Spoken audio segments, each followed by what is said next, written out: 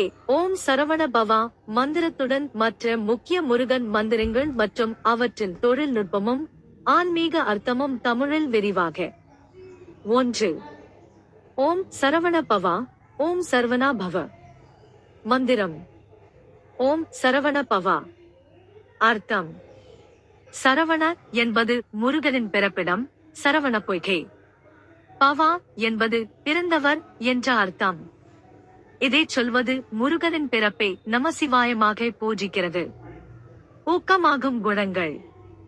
மன அமைதி, நெருக்கடி நீக்கம், உள்ளார்ந்த சக்தியை ஊக்குவிக்கும், சுதந்திரம் மற்றும் ஆற்றல் கொடுக்கும். 2. கந்த சஷ்டி கவசம். எழுதியவர் பாலா தேவராயர். மொழி தமிழ். இது என்ன? முருகனை அழைக்கும் ஒரு பாதுகாப்பு பாடல். கவசம் என்பதன் பொருள் அரை கவசம் அல்லது பாதுகாப்பு கவசம். ஊக்கமாகும் குணங்கள். தீமைகளை விரட்டும், எதிரிகளின் தாக்கங்களை தடுக்கும், உடல் மற்றும் மன சுத்திகரிப்பு. 3. ஷடக்ஷர மந்திரம், ஷதாக்ஷர் மந்த்ரா. மந்திரம். ஓம் வனவேல வனவேலா. அர்த்தம். முருகனின் வேலுக்கு வணக்கம்.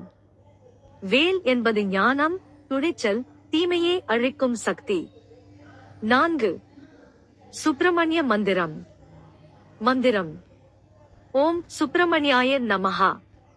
அர்த்தம். முருகனின் மற்றொரு பெயரான சுப்பிரமணியனுக்கு வணக்கம் செலுத்தும் மந்திரம். ஊக்கமாகும் குணங்கள். கல்வி, ஞானம், உயர்வு, பண்பாட்டு தன்னம்பிக்கை. மந்திரங்களை எப்போது உச்சரிக்கலாம்? தினமும் காலை அல்லது மாலை நேரத்தில், பஜனை, பூஜை அல்லது தனிப்பட்ட தியானத்தில், சஷ்டி, கார்த்திகை திருவிழாக்களில்.